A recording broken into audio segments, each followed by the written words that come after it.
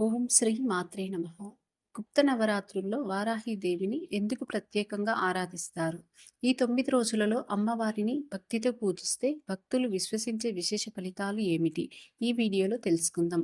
అంతకంటే ముందు వీడియోకి ఒక లైక్ చేసి శ్రీ మాత్రే నమః అని కామెంట్ చేయండి. వారాహి గుప్త నవరాత్రులు ఆషాఢ శుద్ధ పాడ్యం నుంచి ఆషాఢ శుద్ధ నవమి వరకు 9 రోజుల పాటు ఘనంగా జరుగుతాయి. ఈ ఏడాది వారాహి నవరాత్రులు జూలై 15 గురువారంతో ప్రారంభమై జూలై 23 గురువారం వరకు 9 రోజుల పాటు అత్యంత వైభవంగా జరుగుతాయి. వారాహి గుప్త నవరాత్రులు 9 రోజులు అమ్మవారిని ఒక్కో రోజు ఒక్కో అవతారంలో పూజిస్తారు. ప్రతిరోజు వారాహిదేవిని పూజించడం వల్ల విశేష ఫలితాలు కలుగుతాయని దేవి పురాణం చెబుతోంది. లలితాదేవికి సైన్యాధిపతిగా వారాహిదేవిని అభివర్ణిస్తారు. సప్త మాతృకలలో ఒకరైన శ్రీ వారాహి అమ్మవారు సప్త మాతృకలలో అత్యంత శక్తివంతమైన రూపం. ఈమె పరమేశ్వరుడి అనుగ్రహంతో అంధకాసుర సంహారం కోసం అవతరించినట్లు దేవి పురాణం చెబుతోంది. వారాహి అమ్మవారు అంటే భూదేవి.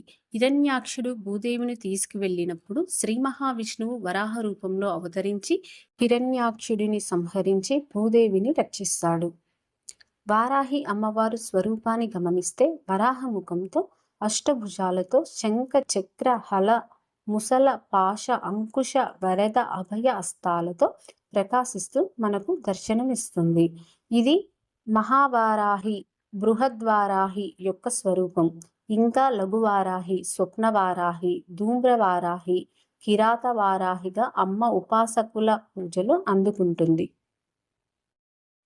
స్వామివారి మీద భక్తితో అప్పుడు అమ్మవారు వారాహి రూపం తీసుకుందని, అందువలన ఈమె వరాహస్వామి యొక్క స్త్రీ రూపమని కొన్ని ధ్యాన శ్లోకాలలో కనిపిస్తుంది.